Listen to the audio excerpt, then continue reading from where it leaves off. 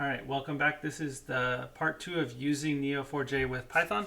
So if anyone missed the first video, there's a link in the description to a Git repository where you can kind of go and grab the data that you'll need in order to catch up to where we are right now. But in the last video, I showed you how to create random transactions and upload them into Neo4j. The next step is going to be using Python to kind of enrich your Neo4j data in a way that you can't do within the application by itself.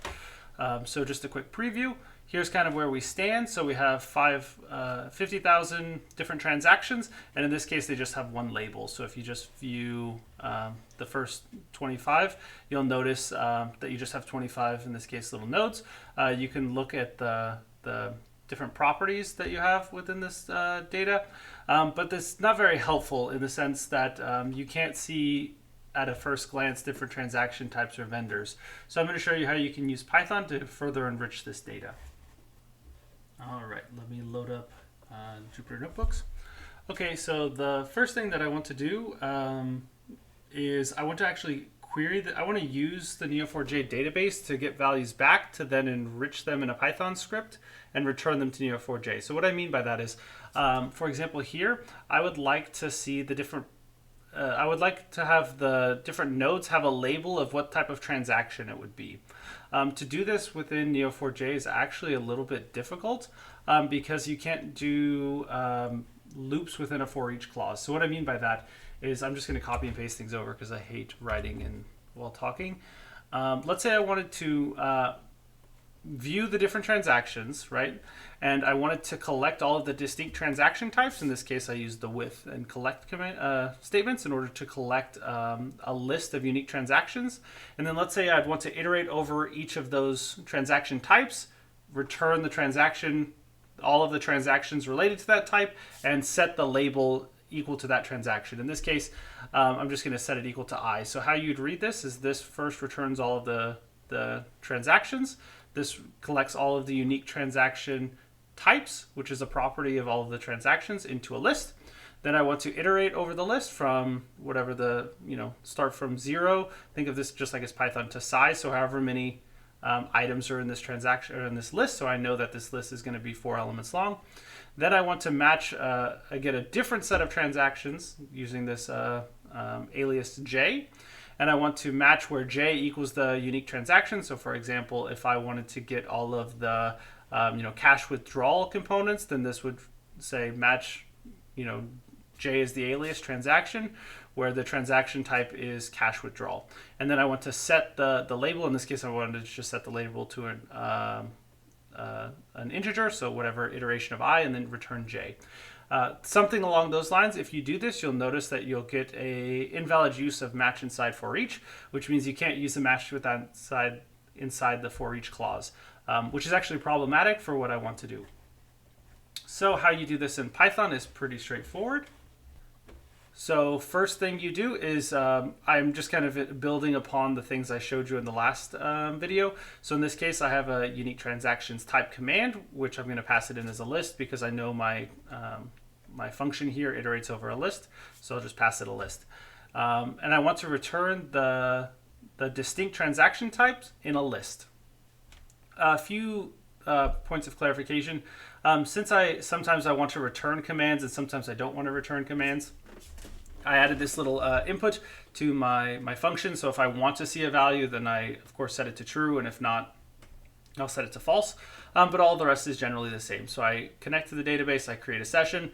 I have a returns list. I actually don't think in Python you're supposed to do this, but I come from a more object-oriented programming language. So this is kind of a habit. Next, what I'll do is I'll iterate over the commands, which in this case there's just one. But the unique thing I want to let you know about this is that you need to make sure that when you run the command, you need to save it to a variable and iterate over the results of that variable. Because if you don't, then you're just going to get a reference. And I'll show you what that means. So let's say instead of running something like this, I did just like I did in the previous video, right? So let's go like this. And I just do the session.I. In this case, we'll return the results, right? So you can see here, I'm just going to run this unique transaction command, and I'm going to return the results. Yeah, let's just run it. Okay, so if you see and I run this and I print the results, I'll get an empty list back. That's because I'm actually not pasting anything into the results list. So let's just do that really quick. Since it's just one command, it's fine to just insert it in like this. But let's append it. So I'm dealing with lists and there's no point to change data types if I don't need to. Here we go. You'll see that I get a result object reference. And so this is a reference to where the object sits in the computer's memory, which is kind of problematic and it doesn't help us at all. So the way around this is what you do is you assign it first to a variable. In this case, I just called it transaction result. And then I iterate over the elements of the transaction result and append it to this result list just using a simple list comprehension in Python. One thing I will also mention is that make sure you use the index 0 to actually get the values back rather than the string. So again, if I remove that component here and I run this transaction, you'll see that I get the records back, but I just actually want the result, which is the cash deposit. I actually don't care about what transaction, what's the property of the transaction that I'm pulling, because I know it from here. I know it says the second element is the transaction type. So if I iterate over the first component of this transaction result, then I'll get a list exactly as I need or I expect. Next, what I do is I want to iterate over all 4 of these elements, and I want to set a label for each node corresponding to its specific transaction type. So I would like to see, for example, all the cash deposits, cash withdrawals, and so on and so forth is different labels within my nodes, so that way I can see them better on my graph. And the way you do this is just like we did before. I'll just going to iterate over the elements of the transaction result list, which we know is going to be 4. And then I'll just create, I have a list called the create labels command, which I'm just going to append one for each label that I've pulled out here. So for example, when I run this, let's not execute the actual commands yet in the database. Oh, this needs to be commented out because it is a comment. Okay, so you can see when I run this again, you can see that I have a list of commands just nested within a list, which I called create labels command.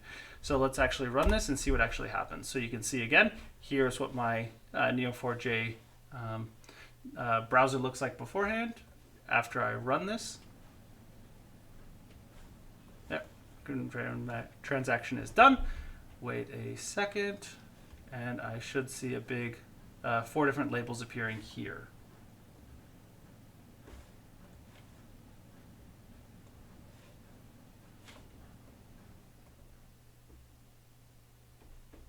And there you go. Short little delay, but there we go.